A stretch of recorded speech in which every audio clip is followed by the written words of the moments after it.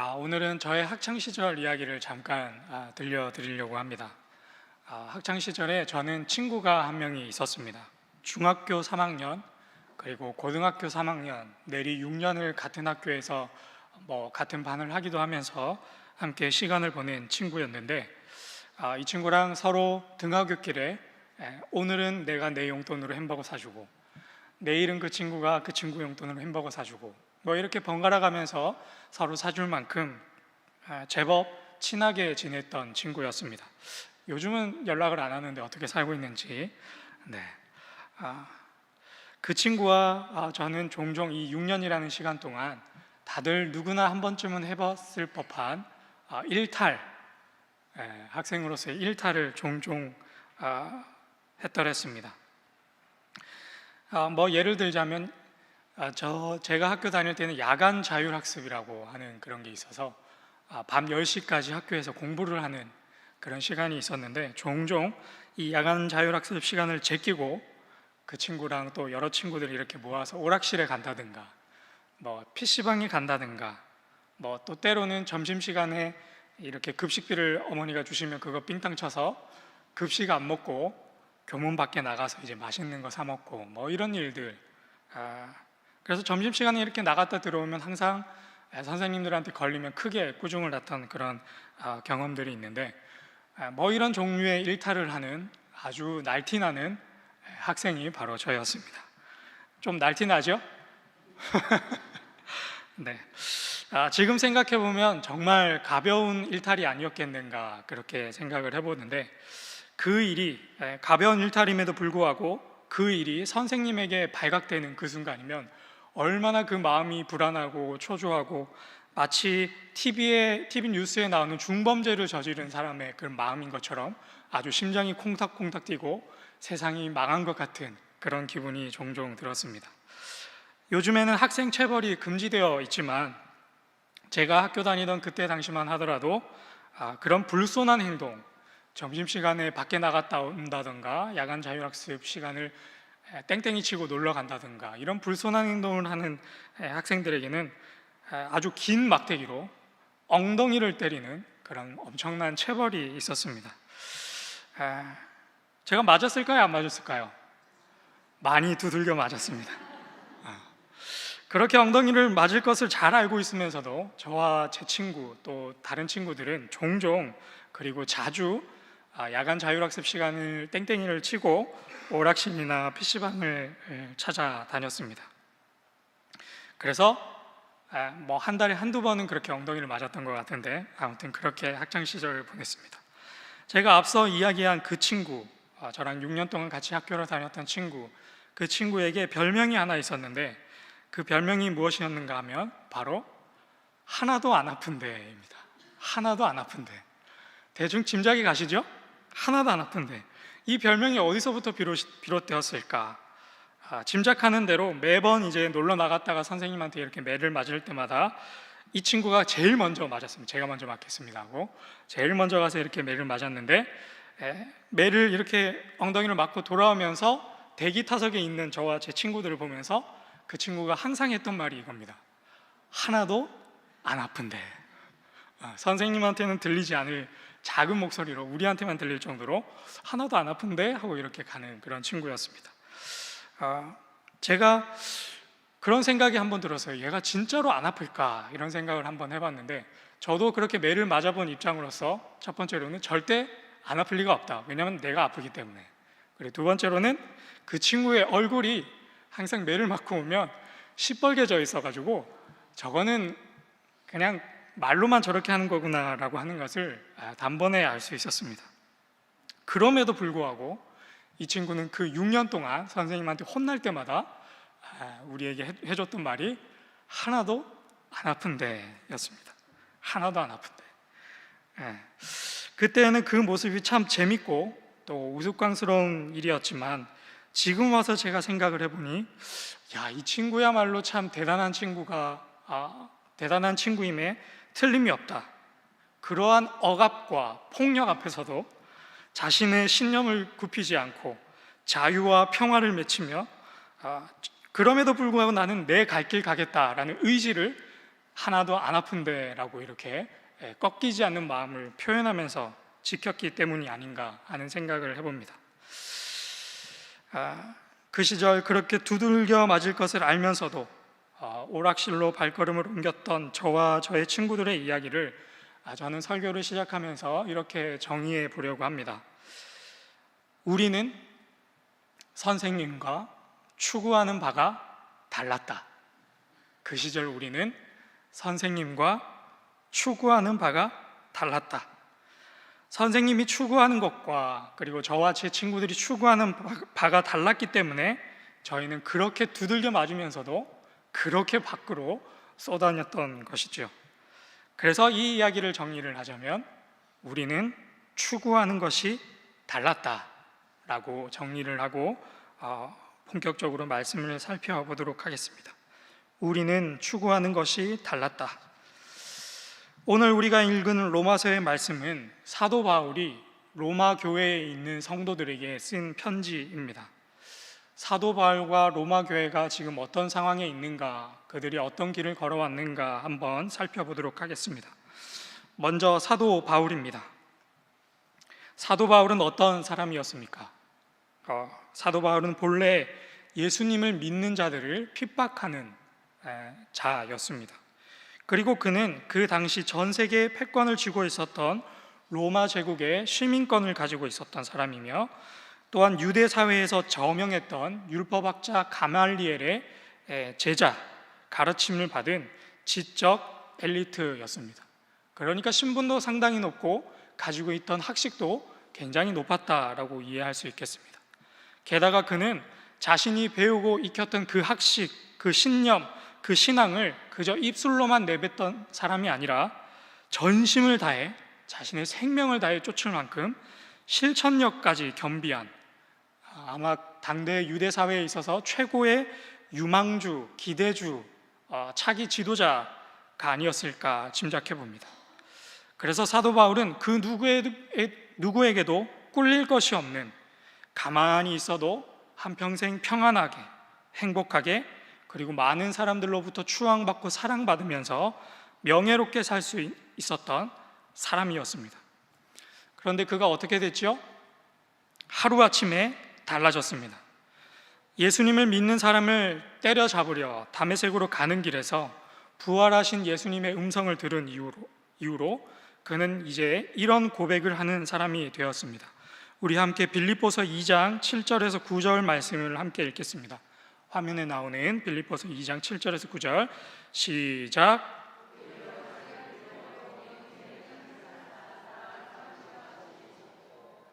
잠시만요. 제가 본문을 잘못 알려드렸네요. 제가 읽겠습니다. 그러나 무엇이든지 내게 유익하던 것을 내가 그리스도를 위하여 다 해로 여길 뿐더러 또한 모든 것을 해로 여김은 내 주 그리스도 예수를 아는 지식이 가장 고상하기 때문이라. 내가 그를 위하여 모든 것을 잃어버리고 배설물로 여김은 그리스도를 얻고 그 안에서 발견되려 함이니 내가 가진 의는 율법에서 난 것이 아니요 오직 그리스도를 믿음으로 말미암은 것이니 곧 믿음으로 하나님께로부터 난 의라. 아멘. 네. 이제 그는 그가 누리고 있었던, 배우고 익혔던 모든 것들을 배설물로 여기고, 다른 어떤 것도 아니고 보조품으로 여기는 것도 아니고 배설물로 여기고 예수를 따르는 삶을 살게 되었습니다. 그가 추구하는 것이 완전히 달라졌기 때문입니다. 그가 추구하는 것이 완전히 달라졌기 때문에 그는 맞았고, 그는 모욕을 당했고, 그는 굶주렸고, 그래서 그는 재판받았으며, 그래서 그는 목이 잘려서 죽음을 맞이하게 되었습니다. 그가 세상이 추구하는 바와 달랐기 때문에 그는 세상이 움켜잡으려고 하고 있었던 것을 버릴 수 있었고, 그는 세상 사람들로부터 맞는 것도 감내했으며, 모욕을 당해도 괜찮았고, 굶주려도 목이 잘려도 넉넉히 이기는 삶을 살 수 있었다라고 하겠습니다. 그런 삶을 살았던 사도 바울이 오늘 로마 교회를 향해 이렇게 외칩니다. 우리 함께 로마서 8장 35절 36절의 말씀을 읽겠습니다. 로마서 8장 35절 36절 시작.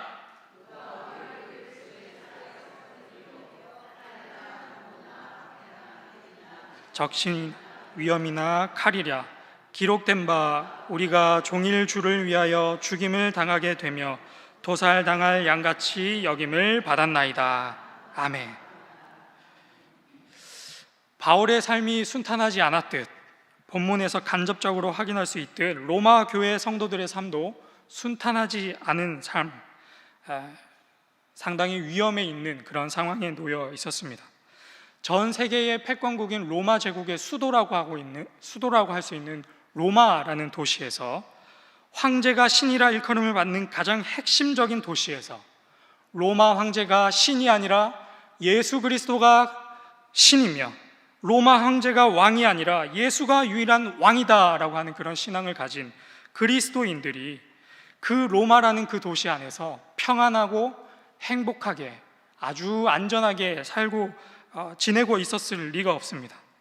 게다가 그 도시에는 그리스도인들을 지독히도 괴롭히는 유대인들이 있었기 때문에 로마에서 예수를 믿는다라고 하는 것은 하루하루가 가시밭길을 걷는 것과 도 같았을 것입니다. 사도 바울은 이런 상황을 더 와닿게 묘사하기 위해서 우리가 방금 읽었던 로마서 8장 36절에서 시편 44편 22절을 인용을 하는데요.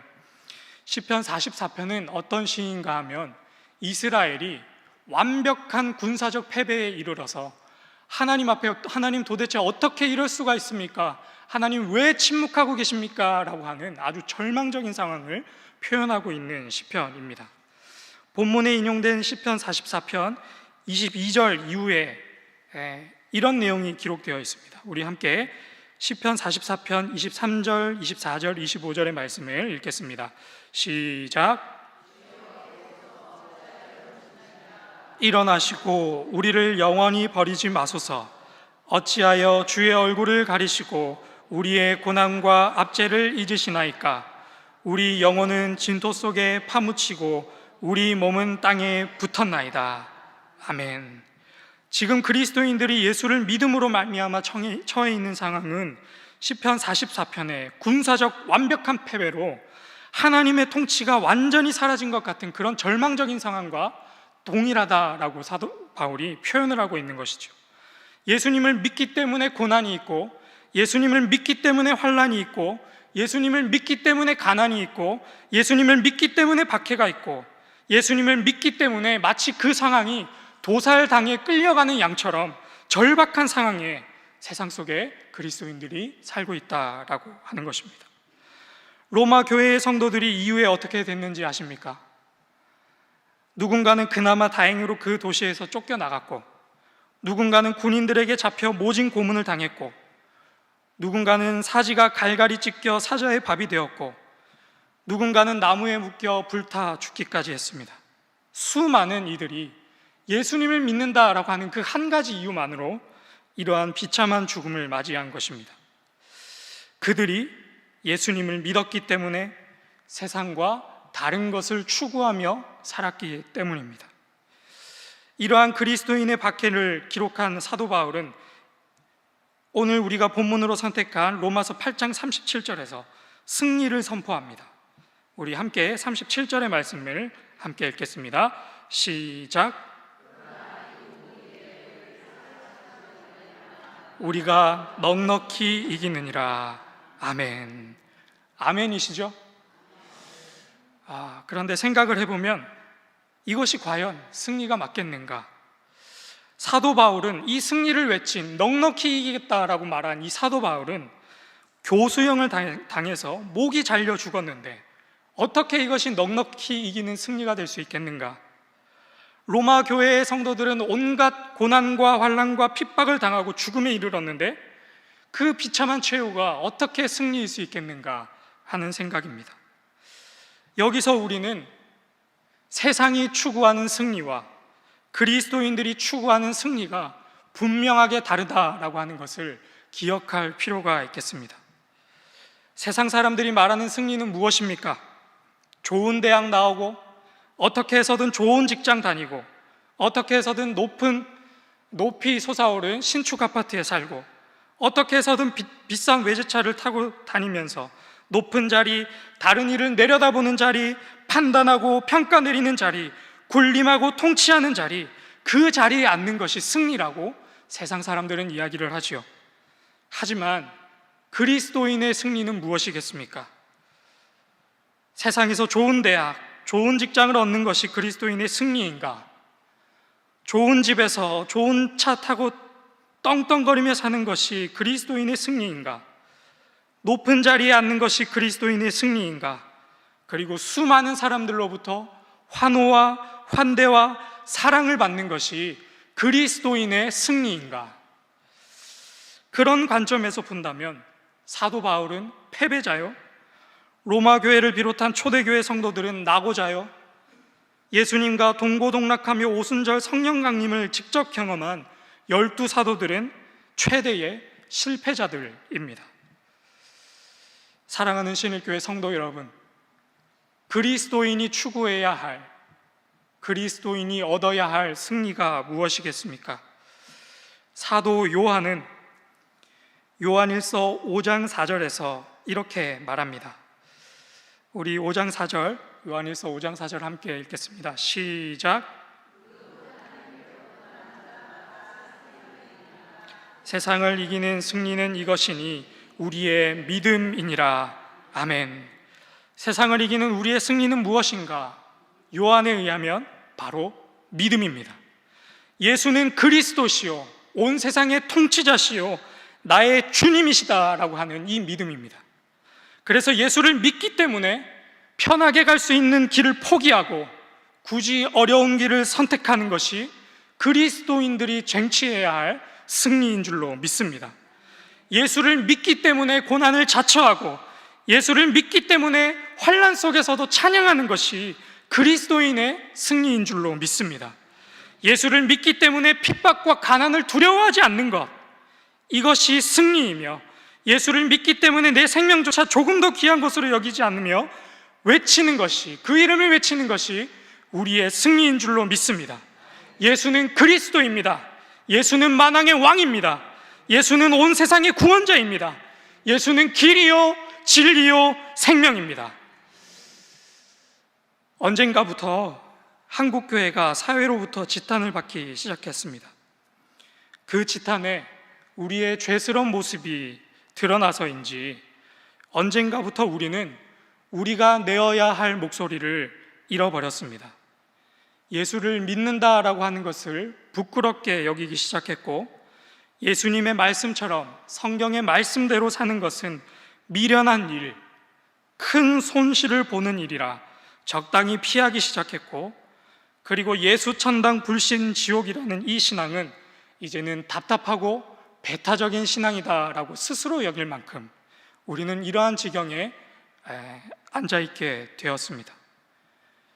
왜 우리는 이렇게까지 되었는가? 왜 우리는 이렇게까지 되었는가? 왜냐하면 세상 사람들로부터 욕먹을까 봐, 왜냐하면 세상 사람들로부터 손해를 입을까 봐, 그래서 우리는 그렇게 살아가고 있지 않는가? 승리하는 그리스도인의 삶은 무엇이겠는가? 이 모든 것을 불사하면서도 그 믿음을 포기하지 않는 것입니다. 다원주의, 인본주의, 박애주의, 과학지상주의, 물질 만능주의라는 세상의 풍조에게 각종 조롱과 모함과 핍박과 환난을 당하더라도 그 믿음 굽히지 않고 오늘을 살아내는 것이 우리의 승리인 줄로 믿습니다. 사랑하는 신일의 성도 여러분, 우리는 그리스도인들입니다. 세상 사람들과는 전혀 다른 것을 추구하며 살아가는 사람들입니다. 세상 사람들과는 다른 안목으로 이 세상을 바라볼 수 있기를 주님의 이름으로 축복합니다. 세상 사람들과는 다른 방법으로 이 세상을 살아가는 우리 모두가 되기를 주님의 이름으로 축복합니다. 세상 사람들은 꿈꾸지도 못하는 그런 것들을 소망하며 꿈꾸는 우리 모두가 되기를 주님의 이름으로 축복합니다. 세상 사람들은 눈에 보이는 것만 믿으며 살아가지만 우리는 그 너머에서 일하시는 하나님을 믿을 수 있기를 주님의 이름으로 축복합니다. 세상 사람들은 수단과 방법을 가리지 않고 더 많은 것 얻으려 내 집 곳간을 채우며 발버둥치며 살아가지만 우리는 주를 믿음으로 말미암아 그 수단과 방법과 기회를 포기할 수 있기를 바랍니다. 자녀들에게 주일 성수를 가르칠 수 있기를 바랍니다. 자녀들에게 성경의 가치관대로 사는 믿음의 본을 우리가 먼저 보일 수 있기를 바랍니다. 때때로 그런 모습들이 다른 이들에게 조롱당하고 비난당하고 손해 있는 일이라고 할지라도 그것이 우리 그리스도인들에게 있어서 승리이기 때문인 줄로 믿습니다. 우리 마지막으로 로마서 8장 37절의 말씀을 우리 함께 믿음으로 고백하겠습니다. 우리 함께 고백하겠습니다. 시작. 이 모든 일에 우리를 사랑하시는 이로 말미암아 우리가 넉넉히 이기느니라. 아멘. 결단하는 모든 것들에 우리를 죽기까지 사랑하신 우리 주 예수 그리스도께서 넉넉히 이기게 하실 줄로 믿습니다. 우리 함께 찬송가 299장 함께 찬양하겠습니다.